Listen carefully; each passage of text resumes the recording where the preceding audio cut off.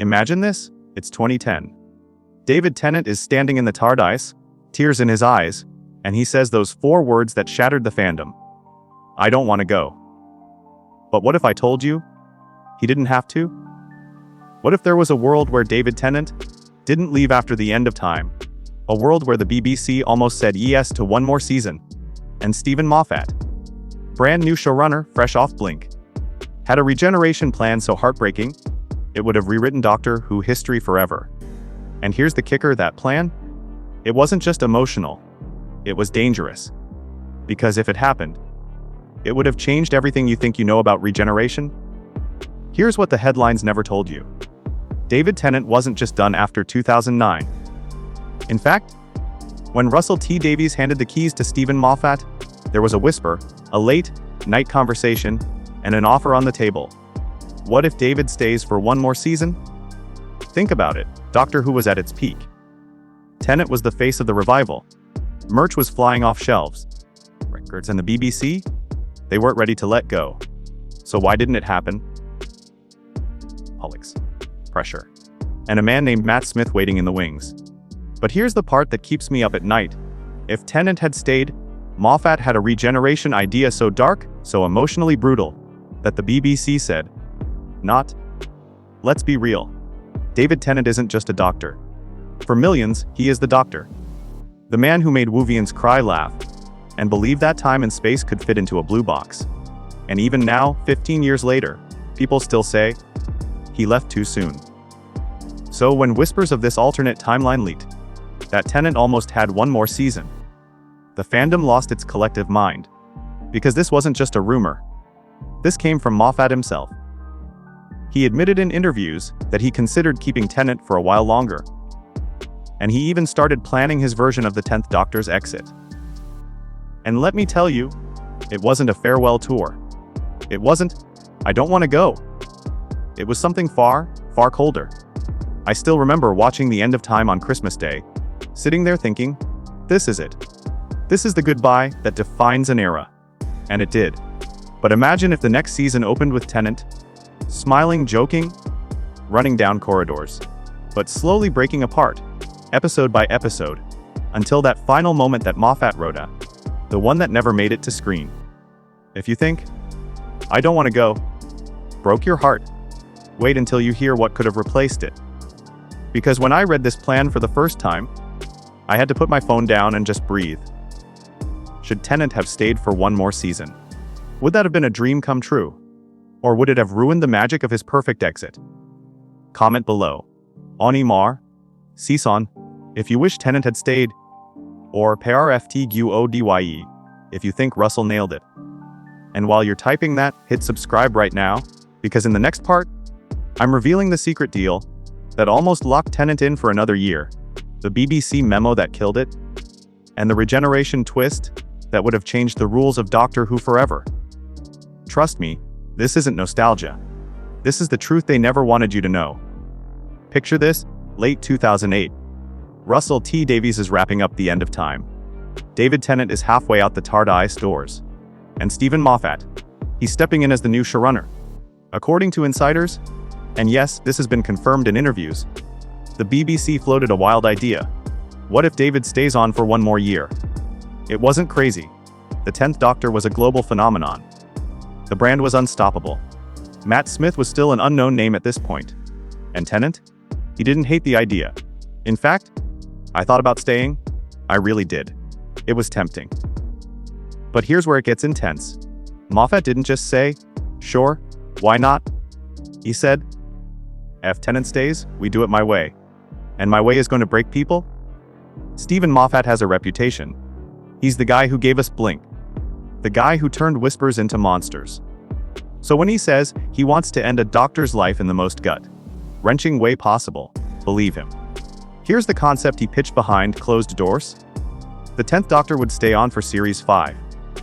But the season would play out like a death sentence in slow motion. No clean break. No dramatic, I don't want to go. Instead, Tennant's Doctor would start dying across multiple episodes. Every time he regenerated a piece of himself. Like in Journey's End, he paid a price. Fragments of his timeline unraveling. By the finale, he'd face the truth. This isn't just one death, it's two. Because according to Moffat's notes, the plan was for the 10th Doctor to experience a double regeneration. One where he tries to cling to life, and another final one, when he realizes he can't cheat time anymore. Sound twisted? It was. And here's the worst part. The BBC hated it. The phrase in the BBC response says it all: narrative risk exceeds acceptable threshold for family audience. Translation: too dark. Too complicated. Too emotional for Saturday night TV. They didn't want a doctor dying twice. They didn't want a slow, tragic unraveling of a hero kids adored. They wanted a clean break, a bright new face, and a brand reset to kick off the Matt Smith era. So the pitch died. The alternate ending vanished. And the line, "I don't want to go," became the farewell that defined an era. When I first read this, I had chills.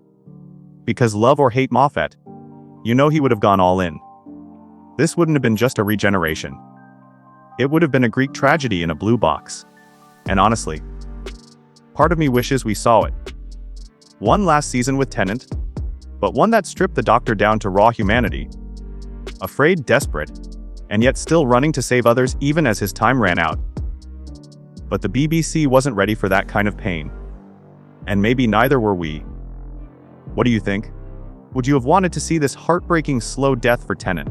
Or was the "I don't want to go" ending perfect as it was?